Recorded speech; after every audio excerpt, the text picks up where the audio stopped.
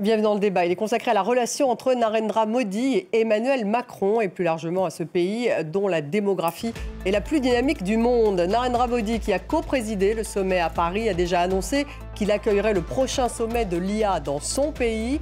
Le chef du gouvernement indien a signé l'appel pour une IA ouverte, inclusive et éthique aux côtés de la France. Il s'agit de la 7e visite en France de Narendra Modi. Au pouvoir depuis plus de 10 ans, il est aussi conforté par le basculement de la province de New Delhi. Son parti, le BJP, vient de gagner l'élection du scrutin régional. En marge du sommet de l'IA, des rencontres bilatérales sont prévues. Modi confirme la commande de Rafale et de sous-marins à la France. Les deux dirigeants sont à Marseille ce soir pour inaugurer demain le consulat, un nouveau consulat indien, mais aussi pour visiter le Grand Port afin d'évoquer la question d'un corridor commercial entre l'Inde, le Moyen-Orient et l'Europe, corridor inspiré de l'ancienne route des épices. Alors, comment qualifier la relation entre Narendra Modi et Emmanuel Macron? Qu'est-ce qui rapproche l'Inde et la France? L'Inde est-elle un allié? Que recherche finalement Narendra Modi en France? Entre les États-Unis et la Chine, y a-t-il une troisième voie? Macron-Modi, aligné, non aligné? Ce sont les questions que nous avons posées à nos invités.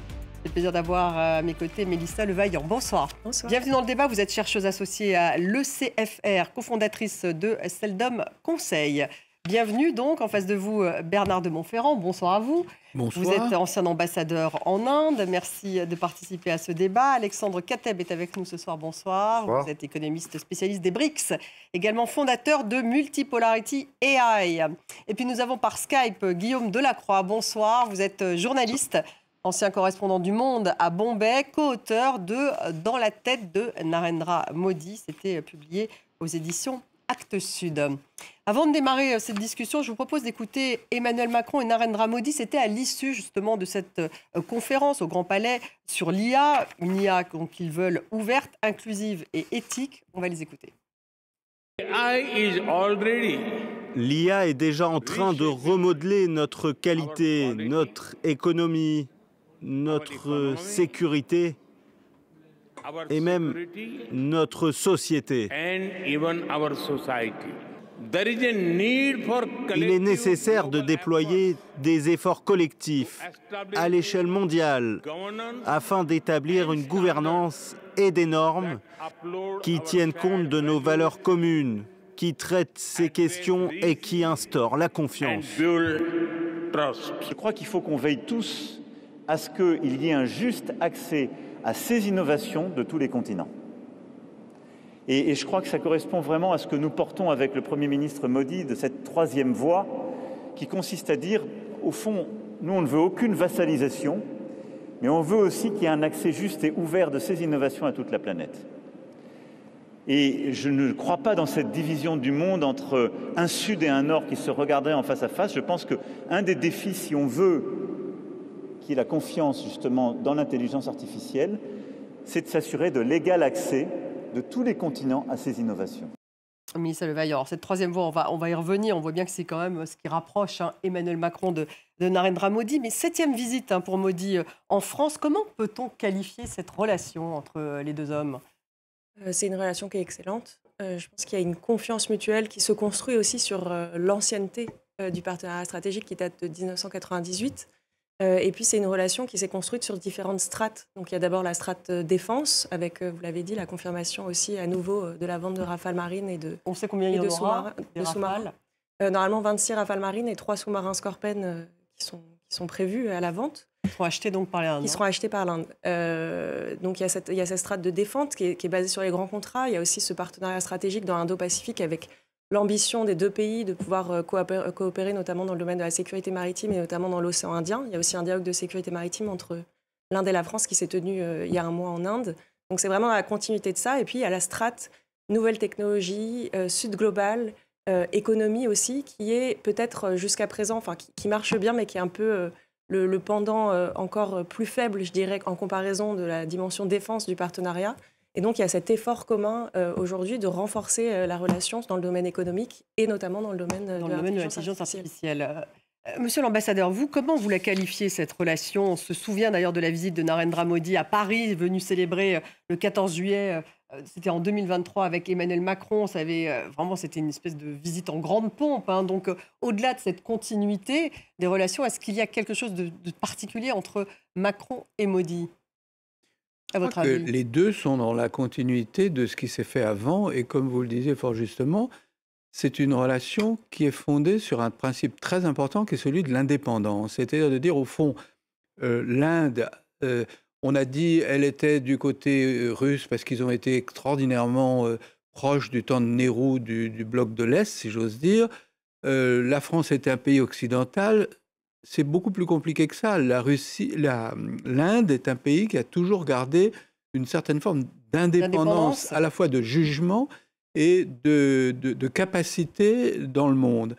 La France aussi, on est dans l'Alliance Atlantique, on est très proche des États-Unis alliés, mais on garde toujours notre indépendance de pensée et d'action. Et je crois que c'est ce qui nous réunit, et ce qui nous réunit encore plus, c'est ce que vous disiez aussi, c'est un système de confiance.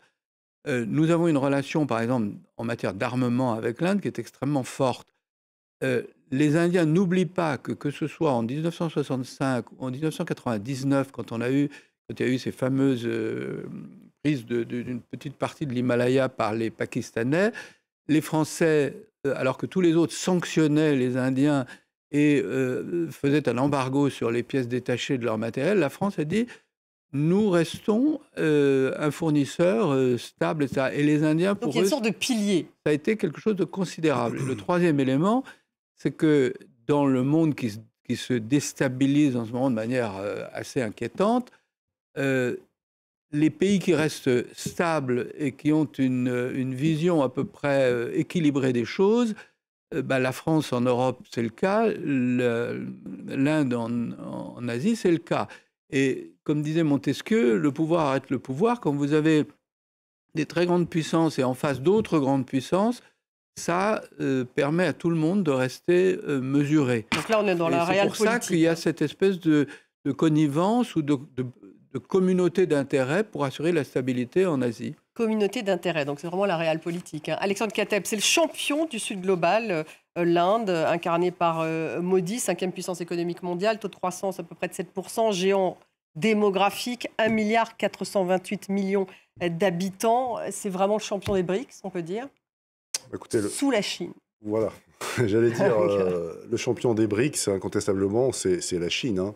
Mais l'Inde est en train de prendre de plus en plus d'importance au sein de ce groupement et de manière générale dans l'économie mondiale. C'est la 5e économie mondiale aujourd'hui. L'Inde est avec un taux de croissance supérieur tendanciellement à celui de la Chine, hein, qui est dans une phase de ralentissement économique et, je dirais, de contraction démographique, alors que l'Inde a encore devant elle plusieurs décennies de croissance tant économique que démographique. Donc l'avenir appartient à l'Inde en quelque sorte, mais c'est un potentiel aujourd'hui qui est bridé par de multiples freins qui empêchent finalement ce pays d'avoir un potentiel de croissance comme celui que la Chine a eu au cours des 30 dernières années. On va y revenir. On va regarder d'ailleurs ensemble ces images que Narendra Modi donc, a mises sur le réseau X, juste en arrivant en France, des images où il se met en scène. À l'arrivée, vous voyez là que c'est l'avion qui arrive. Ensuite, on le voit donc, sur le tarmac de l'aéroport. Ensuite, on va le voir rencontrer, vous allez voir un certain nombre de Sikhs. Il est seul, il est quand même triomphant sur ces images. Il y a une espèce de mise en scène quand même vraiment intéressante. Guillaume Delacroix, il est triomphaliste. Est-ce que vous pensez que sur ces images, finalement, s'adresse à son électorat ? Ça s'adresse en tous les cas, ça s'inscrit en tous les cas dans la continuité de ce que fait Narendra Modi depuis qu'il est au pouvoir, depuis 2014, c'est-à-dire essayer de montrer à ses compatriotes qu'il redore le blason de l'Inde sur la scène internationale et puis il redonne sa fierté au pays. Un des slogans sur lesquels il a été élu, c'était le 21e siècle sera le siècle de l'Inde. Et pour ça, il faut fréquenter les grands de ce monde, les puissants, et il faut, quand on rentre après au pays, montrer aux Indiens que l'Inde est reconnue et joue d'égal à égal avec les puissants de ce monde. Donc cette visite de Paris, là, ces jours-ci, elle est vraiment dans la continuité continuité de ce processus qui illustre en effet, vous l'avez dit, une vision très solitaire du pouvoir, et puis l'animal politique qu'est Narendra Modi, roi du marketing, roi de la communication, qui maîtrise complètement ses apparitions publiques, que ce soit dans ses tenues vestimentaires et dans sa rencontre avec les gens dans la rue, la diaspora indienne. Tout cela est très calculé, et il y a un intérêt, c'est un intérêt politique intérieur, parce que quand il rentre chez lui, il dit, voyez, je vous redonne la fierté qu'on avait perdue avec l'occupation des Moghols, des musulmans et puis des Britanniques. Donc maintenant, vous pouvez voter voter pour moi et me faire confiance, parce que je suis là pour vous représenter dans le monde. Mélissa Levaillant, un discours en fait assez nationaliste, hein, on peut le qualifier comme ça, le discours de Narendra Modi, gonflé en plus à bloc par les résultats de la province à New Delhi. Il faut quand même le dire que ça faisait 27 ans que son parti n'avait pas récupéré cette province, et là c'est fait aux dernières élections. Oui. Non, on a un discours nationaliste, et c'est sûr que ce sera peut-être à un moment le point bloquant dans la relation entre la France et l'Inde. C'est cette question potentiellement qui pourrait émerger des droits de l'homme. Pour l'instant, on n'en parle pas beaucoup des droits de l'homme. Mais vous diriez qu'il y a une régression démocratique en Inde aujourd'hui ? Oui, on l'a vu ces dernières années. On a vu qu'il y a une régression en ce qui concerne la liberté de la presse, qu'il y a une régression en ce qui concerne la liberté des organisations de la société civique, qu'il y a eu énormément de poursuites de partis de l'opposition sur des procès de corruption, mais c'était particulièrement les membres de l'opposition qui étaient visés. Donc il y a plein comme ça d'éléments qui sont des signes d'alerte sur le fait qu'il y a un recul dans la fabrique, dans la pratique du régime démocratique. À un moment donné, ça reste une démocratie. À un moment donné, ça pourrait peser dans cette relation entre la France et l'Inde, justement, ces atteintes à la démocratie en Inde, ambassadeur. Moi, je crois que c'est un phénomène qu'on voit un peu dans tous les pays en ce moment, c'est-à-dire ces espèces de revendications identitaires qui sont marquées de beaucoup de populisme. Et l'Inde n'y échappe pas. Les raisons qu'on vient d'expliquer sont assez fortes. Alors, la seule chose qui me paraît, moi, importante en Inde, c'est d'abord, c'est que c'est une très grande démocratie. Les gens votent et s'expriment. Toujours, vous dites une très grande démocratie. Oui. La deuxième chose, c'est que l'Inde est d'une diversité extraordinaire. Donc, il est très difficilement pensable que vous puissiez avoir un basculement total de l'Inde du côté du BJP ou du côté de tel autre parti. Vous avez un ensemble de partis qui obligent maintenant pratiquement tous les gouvernants, y compris le BJP quand il gagne des congrès, Modi, à faire des alliances avec des petits partis. Donc c'est un facteur atténuant et stabilisant. Néanmoins, c'est vrai que moi je me rappelle quand j'étais ambassadeur, on faisait des colloques avec les Indiens sur la laïcité. Aujourd'hui, ce serait plus possible. Et nous pensions, nous disions, il y a une espèce de concordance entre une certaine approche française de la laïcité et la manière dont le parti du Congrès, à l'époque, voyait la vie politique. Et évidemment, ce n'est pas un bon signe que cette communion, si vous voulez, d'esprit démocratique ne soit plus toujours là en Inde. Guillaume Delacroix, pour justement continuer sur ce thème, des chercheurs américains ont publié le lundi 10 février un rapport qui souligne la hausse spectaculaire des discours haineux envers les minorités religieuses et notamment les musulmans en Inde en 2024. Donc dans leur viseur, bien sûr, c'est les positions du parti politique au pouvoir, le parti nationaliste de Narendra Modi. Vous n'êtes pas étonné, vous non plus, ça pourrait être à un moment donné un point d'achoppement entre la France et l'Inde ? Pour l'instant, ça n'a pas été le cas, alors qu'il y a eu beaucoup de choses qui se sont produites depuis l'arrivée des nationalistes hindous au pouvoir il y a 11 ans maintenant. Donc je ne pense pas que ça soit une pierre d'achoppement. Je pense que les relations vont continuer comme elles le sont, dans une grande entente entre la France, entre Paris et New Delhi, quel que soit d'ailleurs le nom du chef de l'État en France, parce que la France y trouve un intérêt géopolitique. Avoir un partenaire dans la zone Indo-Pacifique, pour la France, qui, je le rappelle, est la deuxième puissance maritime au monde, c'est très important parce que ça permet de faire un contrepoids à l'expansionnisme chinois. Ça permet d'avoir donc un allié dans cette zone vers l'Asie pour contrôler un certain nombre de points sensibles pour le commerce international. Et puis, ça permet surtout de vendre beaucoup de choses, hein, des armes, peut-être un jour des centrales nucléaires, parce que l'Inde est un pays gigantesque, aujourd'hui le plus peuplé du monde, on l'a dit, et donc ça représente un potentiel économique. Pour l'instant, ce n'est qu'un potentiel, mais enfin, c'est un pays gigantesque, et évidemment, la France a intérêt à être amie avec l'Inde aussi pour des raisons économiques. Raison économique, raison géopolitique, Alexandre Kateb. Donc l'Inde, elle est aussi l'alliée de la Russie, hein, tout de même si elle est aussi l'alliée des États-Unis dans le Quad, cet accord de sécurité. Elle est l'alliée de la France, elle est l'alliée de la Russie. C'est une sorte de diplomatie opportuniste, y compris d'un point de vue économique. C'est une diplomatie non alignée, hein, qui est la marque de fabrique de l'Inde depuis son indépendance. Revendiquée comme telle, diplomatie non alignée. De Nehru, hein, on va dire.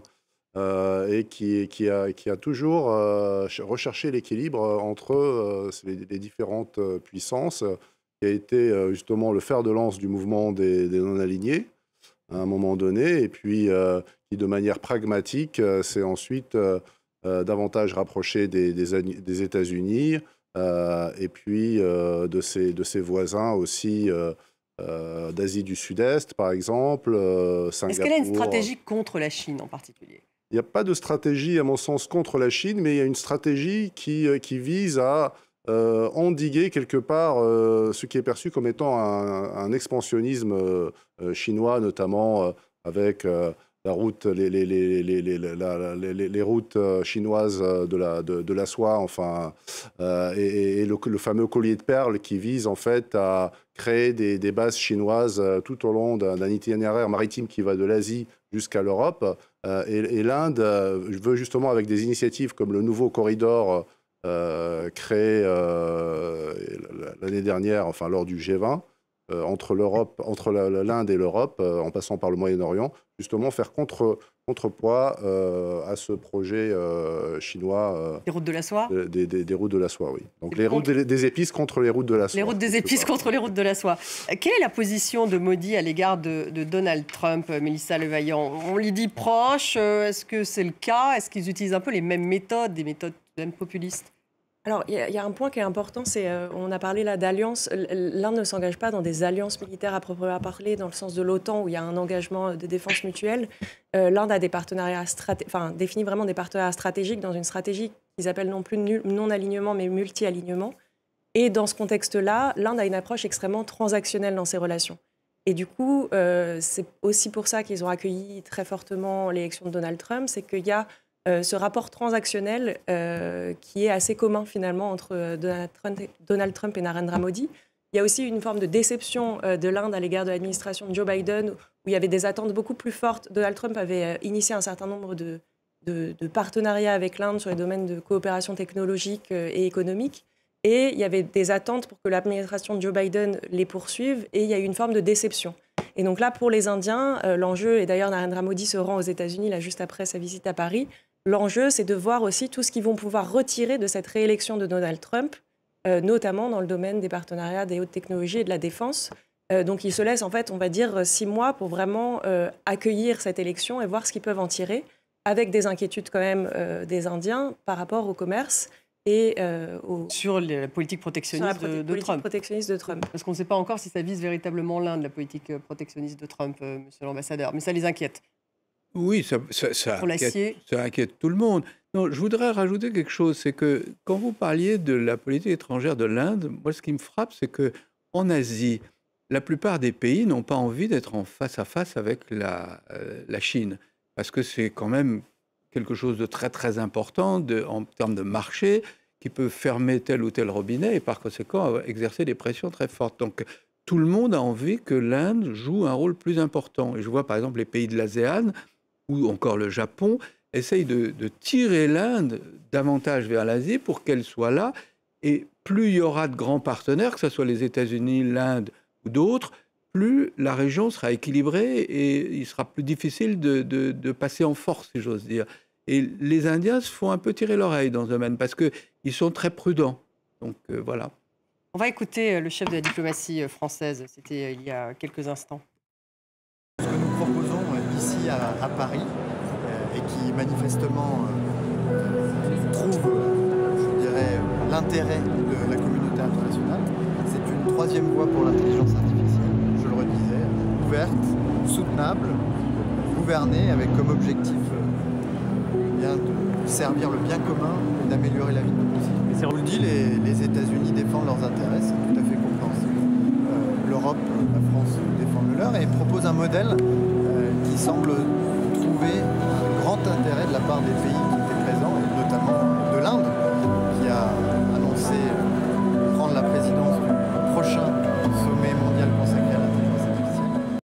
Il a parlé de troisième voie, hein, Jean-Noël Barrot. Votre réaction, Guillaume Delacroix, elle existe? Est-ce que la troisième voie, là on a parlé de non-alignement, de multi-alignement, est-ce que la troisième voie, c'est un peu l'essence même finalement de la politique indienne et finalement ce qui la rapprocherait d'Emmanuel Macron? Mais le côté non aligné, on va dire, de Narendra Modi aujourd'hui, c'est vrai que pour les observateurs, c'est tentant de le comparer à l'époque de Nehru. C'est vrai que les pays non alignés, ce qu'on appelait le tiers-monde à l'époque, au moment des guerres froides, eh bien, ça pourrait y ressembler, mais je ne pense pas du tout qu'on soit dans ce cas de figure. C'est simplement que l'Inde entre dans la modernité. L'Inde est devenue le pays le plus peuplé du monde en 2023. Et donc aujourd'hui, elle applique une politique étrangère qui, alors si on le dit familièrement, consiste à manger un peu à tous les râteliers. C'est-à-dire qu'on est copain avec les États-Unis, mais on reste copain avec la Russie de Poutine, contre laquelle on ne vote aucune résolution depuis la guerre en Ukraine. Donc on est copain aussi avec le Japon. Finalement, l'Inde est très, très prudente. Elle marche un peu sur un fil, c'est-à-dire qu'elle essaie de trouver son intérêt, et je suis d'accord avec Mélissa là, sur l'idée de la dimension transactionnelle en fait, de ses rapports au monde et aux pays de tous les continents. Elle essaie de trouver un intérêt personnel dans ses relations bilatérales. Donc on joue plus sur le bilatéral à chaque fois que sur le multilatéral. C'est aussi pour ça qu'elle n'a pas d'alliance véritable multilatérale avec beaucoup de pays. Et je ne pense pas que ce soit vraiment une troisième voie, même si Narendra Modi revendique le rôle de locomotive des pays du Sud. Ça ne veut pas dire grand-chose en réalité, parce qu'aujourd'hui l'Inde est quand même un géant au pied d'argile, parce que certes, son taux de croissance est élevé, mais le nombre de pauvres est énorme. Il y a des fossés énormes entre les riches et les pauvres, et puis la richesse par habitant reste encore extrêmement faible. Donc l'avenir est devant elle, hein, mais cette Inde est encore extrêmement fragile. Alexandre Kateb, sur sa fragilité, justement, vous disiez elle n'est pas encore au niveau de la Chine parce qu'il y a trop d'obstacles. Quels sont, je dirais, les plus grands obstacles en Inde? Les obstacles, c'est que l'Inde reste un pays très majoritairement rural et qui n'a pas réussi finalement son urbanisation au même rythme que ce que la Chine a fait depuis l'époque de Deng Xiaoping.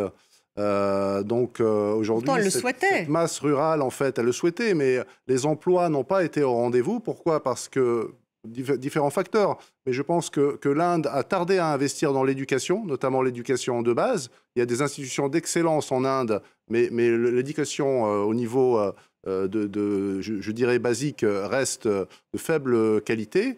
Et donc il n'y a pas cet effet, je dirais, d'entraînement des élites indiennes sur le reste de la population, et ce déversement du secteur rural vers le secteur industriel ne s'est pas fait en Inde comme il s'est produit en Chine, par exemple, ce qui explique finalement des taux de croissance qui ont été relativement faibles pendant des décennies. Puis il y a eu quand même un sursaut, et ça s'est traduit par une hausse de la croissance, notamment avec des investissements très forts, des investissements publics notamment. Mais dans quoi? Dans les infrastructures et dans un certain nombre de domaines où l'État est très présent. En fait, l'économie indienne est dominée par des entreprises publiques et quelques grands groupes ou quelques conglomérats qui sont considérés presque comme des oligarques et qui sont d'ailleurs très proches de Modi. Du coup, ils sont en retard sur l'intelligence artificielle, Mélissa Levaillant, par rapport à la Chine ou aux États-Unis? Alors, ils avaient pris du retard. Ils ont sorti leur plan pour l'IA, enfin, une stratégie pour l'IA seulement en 2018. Et c'est vraiment en 2024 qu'ils ont lancé le plan pour l'IA avec des investissements d'1 milliard de dollars, mais sur un peu plus d'1 milliard de dollars. On parlait beaucoup de Bangalore, enfin, il y avait quand même des hubs. Alors, il y a des hubs sur les questions de technologie, d'IT, de numérique. Les Indiens sont notamment leaders. Par exemple, ils ont créé leur United Payment Interface, qui est quelque chose qu'ils exportent notamment dans le sud global, et même il y a eu un accord avec la région Île-de-France, qui permet à tout le monde d'avoir des paiements en ligne sans passer par les banques. Donc, ils ont innové sur un certain nombre de secteurs. Sur l'IA, ils étaient un peu en retard, ils sont en train de rattraper ce retard. Et ce qui est important, c'est qu'ils mettent vraiment l'accent depuis 2018 sur la dimension inclusive. D'abord pour leur propre développement économique. Et l'idée, c'est vraiment d'investir dans l'IA, et c'est ce qui était dit dans le discours de Modi et de Macron, dans le domaine de la santé, dans le domaine de l'agriculture, dans le domaine... Donc il y a un virage là, ou c'est la continuité un peu de la politique économique de Modi? Non, c'est la continuité. C'est la continuité dans le sens où on reste quand même dans un secteur économique dont le moteur, ça reste les hautes technologies, l'intelligence artificielle, la tech, les startups. Et en effet, ça ne suffit pas pour faire une croissance économique globale, pour lutter contre l'économie informelle, pour industrialiser et renforcer le secteur manufacturier, qui est celui qui va créer le plus d'emplois. Donc là, c'est pour ça que souvent on parle de l'Inde comme d'une croissance sans emploi, parce qu'il y a une croissance économique, mais il reste quand même énormément un taux de chômage qui est extrêmement fort et une économie informelle qui augmente. Pour reparler justement des relations avec la France, on va regarder les images. On a sorti les images d'archives de Jacques Chirac. C'était un peu le tournant, Chirac, dans les relations. Ça va vous rappeler des souvenirs, monsieur l'ambassadeur, le tournant justement dans les relations entre la France et l'Inde. À cette époque, finalement, c'était quoi la stratégie de Jacques Chirac quand il s'est rapproché des Indiens? Et c'était justement de se rapprocher d'un pays qui avait une conception indépendante de sa politique étrangère et qui était ouvert et qui n'était pas dans un bloc ou dans un autre. Et moi, ce que je tiens à souligner, c'est quand même c'est que la situation aujourd'hui, on se lamente du désordre, mais la vérité, c'est qu'on est dans une vraie multipolarité aujourd'hui. C'est-à-dire que tous les pays ne sont plus dans des blocs derrière les États-Unis ou derrière la Russie ou l'Union soviétique, comme c'était le cas, ou aujourd'hui derrière la Chine. Chacun joue son jeu. Et ce qui est à la fois très déstabilisant pour nous, parce qu'on était habitué à ce que l'Occident, d'une certaine manière, soit un pôle d'attraction extrêmement fort. Aujourd'hui, on nous regarde en disant, oui, c'est une solution sur certains sujets, mais pas sur tout. Et je crois que nos approches avec l'Inde, notre relation avec l'Inde a été une des premières étapes vers cette vraie multipolarité. Parce que là, on parle de quoi? C'est 98, c'est ça à peu près? Oui, ou même un peu avant, c'est-à-dire même sous le général de Gaulle, je veux dire, au moment où on a commencé, quand il y a eu des hostilités entre la France et entre le Pakistan et l'Inde, on a gardé une position qui était un peu une position hors bloc, si vous voulez. Et je trouve que c'est un des éléments qui compte beaucoup pour les Indiens. Vous parleriez de troisième voie, vous, ou pas? Je ne crois pas qu'il y ait de troisième voie. Il y a simplement la voie des intérêts de chaque pays. Et aujourd'hui, on a des intérêts communs très, très grands. Je parlais tout à l'heure de la stabilité en Asie. L'Inde, comme la Chine, comme le Japon, comme tous les pays de l'ASEAN, ont un intérêt fondamental à ce qu'il y ait une liberté de navigation dans tous les détroits de l'Asie du Sud-Est et dans l'océan Indien. Parce que les 2/3 des containers du monde passent par là. Ça, c'est un intérêt profond. Et quand on parle de ce genre de choses, on se retrouve. Et donc, garder la sécurité de ces passages de manière forte avec des pays comme l'Inde, qu'en tout cas qu'ils y contribuent, est quelque chose qui est dans notre intérêt et qui est aussi dans l'intérêt de l'Inde. Et de faire en sorte que l'océan Indien soit une zone stable et où il y a une liberté de circulation, donc que la marine indienne soit une marine forte, c'est d'un intérêt collectif majeur. Guillaume Delacroix, pour réagir, les deux dirigeants vont à Marseille. Ils sont à Marseille d'ailleurs déjà dès ce soir. Ils vont inaugurer demain un nouveau consulat indien. Donc ce n'est pas un hasard, bien sûr, qu'ils soient à Marseille, puisqu'on parle justement de l'Indo-Pacifique, de la mer, et puis cette question d'un corridor commercial entre l'Inde, le Moyen-Orient et l'Europe, inspiré, on le disait, de l'ancienne route des épices.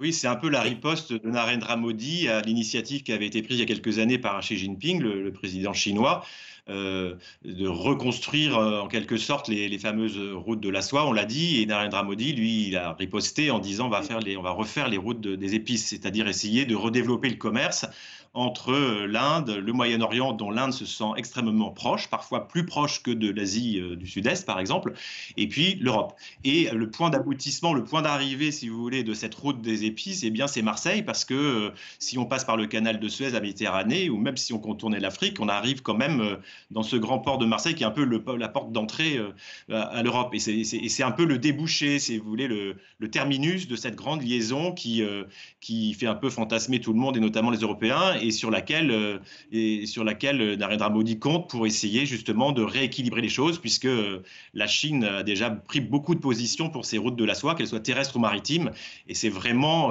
une compétition entre les deux géants mondiaux, les deux géants asiatiques que sont la Chine et l'Inde. Avec un retard significatif tout de même pour l'Inde face à la Chine. Oui, bien sûr. L'Inde a une dépendance commerciale face à la Chine qui reste énorme. Il y a une asymétrie dans le domaine de la défense qui est énorme. Après, il y a un point important sur le corridor économique qui doit partir d'Inde pour aller jusqu'à Marseille. C'est que déjà, c'était une initiative américaine. Donc les États-Unis sont quand même derrière ce projet.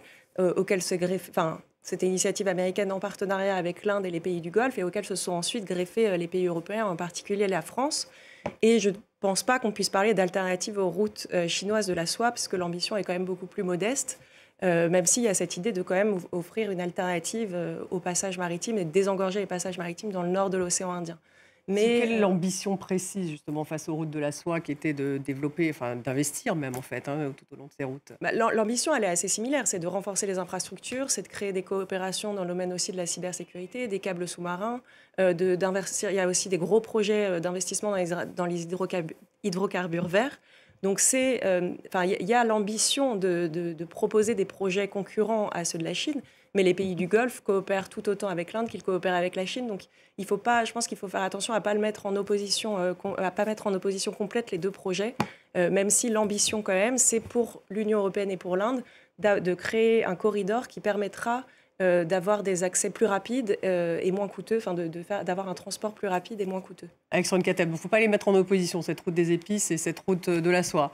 Non, je crois que c'est complémentaire. En effet, c'est pas la même échelle parce que quand on parle de la Chine et plus généralement de l'Asie de l'Est, il faut voir que c'est ces deux pôles entre l'Europe et la Chine, en incluant le Japon, la Corée, etc. C'est vraiment les deux grands pôles économiques mondiaux. L'Inde n'a pas un poids comparable et ne peut pas offrir les mêmes avantages que la Chine en termes de logistique, en termes de capacité industrielle, etc. Mais en revanche, effectivement, si ça peut faciliter un certain nombre de flux, notamment régionaux entre ces différents pays qui sont sur ce tracé, c'est une initiative intéressante. Maintenant, on verra la concrétisation. Oui, ça passe par où quand on parle de Moyen-Orient? Parce que il y a quand même un conflit qu'on connaît tous important. Donc c'est les pays du Golfe.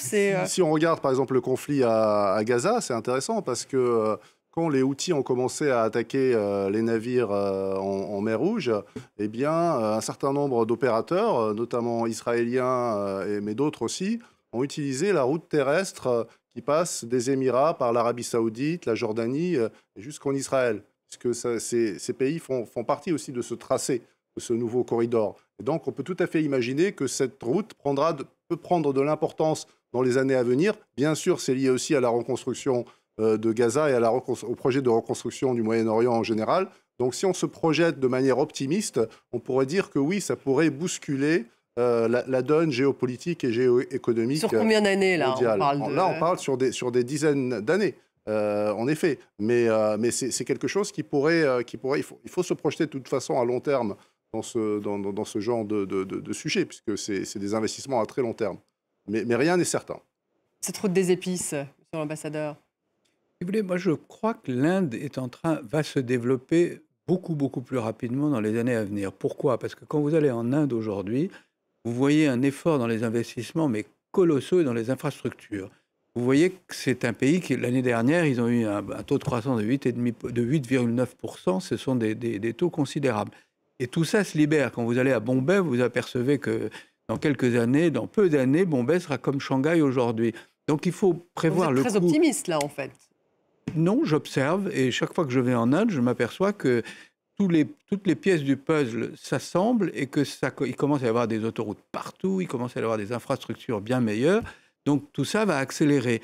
Il faut qu'on joue un coup, 2 ou 3 coups d'avance. Aujourd'hui, la place de la France en Inde, elle est, je me permets de le dire, extrêmement faible. Nous n'avons qu'1% de part de marché du marché indien. Ça veut dire qu'on a énormément de choses à faire. Et attirer les entreprises françaises en Inde, c'était très difficile il y a quelques années, c'est meilleur maintenant. Pourquoi c'était si difficile? Parce que, alors qu'il y avait déjà cet accord. Parce que faire des affaires en Inde est très très compliqué. Et que vous avez parlé d'un certain nombre d'éléments, mais vous avez une bureaucratie qui reste encore incroyablement paralysante. Vous avez des pratiques d'affaires qui ne sont pas toujours d'une transparence extraordinaire. Et donc c'est difficile. Ça ne veut pas du tout dire qu'on ne peut pas y réussir. Et tous ceux qui s'y sont attachés, en général, ont réussi. Et ça veut dire qu'il faut qu'on prévoie, nous, le coup d'après. Et qu'on prévoit notamment des capacités de transport ou d'approvisionnement entre l'Inde et l'Europe. Aujourd'hui, par exemple, le plus grand port d'importation chinois en Inde, c'est Hambourg. En Europe, c'est Hambourg. Bon, il faut que nous, on arrive à avoir en France un des grands ports d'accueil des marchandises indiennes qui vont être Marseille, donc en tout cas c'est l'ambition, c'est ça, que ce soit Marseille. Il faudrait que Marseille soit un des ports les plus compétitifs d'Europe, ce qui n'est pas forcément toujours le cas aujourd'hui. Donc c'est des choses sur lesquelles il faut qu'on ait des réponses concrètes. De même, si on travaille sur l'intelligence artificielle, il faut savoir qu'est-ce qu'on veut faire avec les Indiens. Parce que c'est pas évident de travailler avec des Indiens sur des sujets aussi compliqués. On a une vieille tradition de discussion et de travail en commun avec les Indiens dans le domaine informatique, dans le domaine dans le domaine scientifique, dans de très nombreux secteurs comme l'espace, comme l'armement, l'aéronautique, etc. Mais il faut qu'on ait une vraie stratégie. Et donc, c'est, à mon avis, quelque chose qui exige une réflexion extrêmement pointue. Guillaume Delacroix, vous êtes d'accord? Il manque une stratégie du côté de la France pour justement développer ses relations économiques, en particulier avec l'Inde? Mais je suis complètement d'accord avec ce que disait Monsieur l'ambassadeur, c'est que la position de la France reste encore très très faible aujourd'hui en Inde. Et c'est peut-être aussi pour ça qu'on entretient ces bonnes relations avec le chef du gouvernement indien actuel, parce que on sait qu'on a des places à prendre. En tout cas, on a vraiment encore beaucoup de leviers à actionner pour pouvoir bénéficier des potentialités de cette Inde géante. Et les Allemands sont devant nous, les Chinois aussi, enfin les Américains, les Russes, etc. Donc en fait, pour l'instant, c'est vrai qu'on se cantonne à un certain nombre de secteurs, mais c'est assez limité. C'est limité pour toutes les raisons qu'on vient d'évoquer, sur les lourdeurs administratives, la complexité des négociations commerciales, et puis aussi le fait que, bien même si l'économie indienne s'est dématérialisée, il y a eu énormément de progrès depuis une dizaine d'années.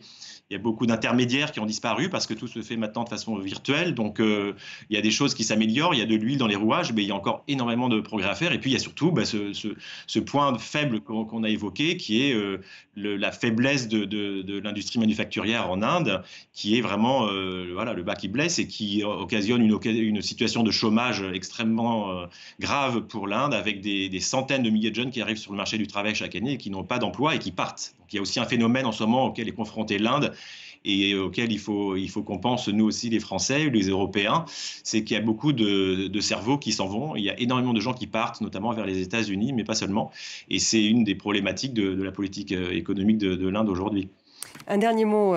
Modi dit qu'il veut désoccidentaliser le système international. Alexandre Kateb, ça fait partie des objectifs politiques, ça ? Oui, ça fait partie un petit peu d'un discours politique qui est d'ailleurs cohérent avec l'appartenance de l'Inde aux BRICS notamment.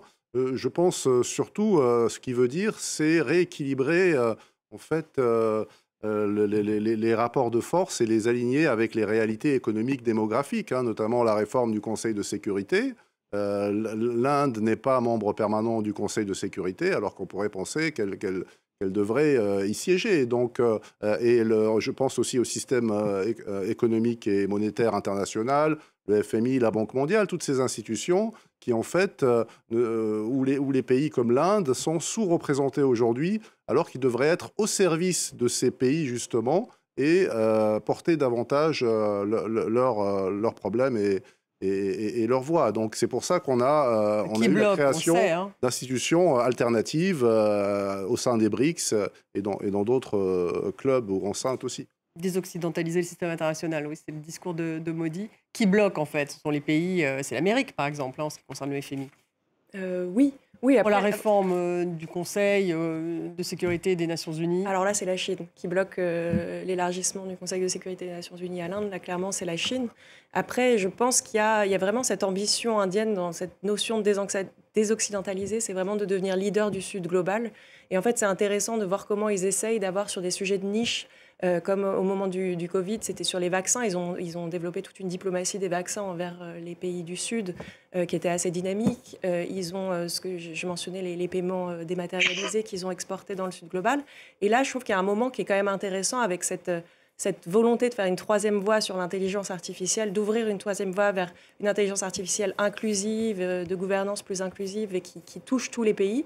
Ça rentre dans cette volonté d'être leader d'un Sud global. Et ce qui est intéressant, c'est de voir comment la France essaye, justement dans cette coopération historique où il y a une compréhension mutuelle sur la notion d'autonomie stratégique, d'indépendance, finalement peut-être de faire un peu le trait d'union entre le Sud global et les pays occidentaux. En tout cas, de ne pas s'offenser de cette notion de désoccidentalisation du monde, mais de dire on peut être partenaire dans ce nouveau monde-là.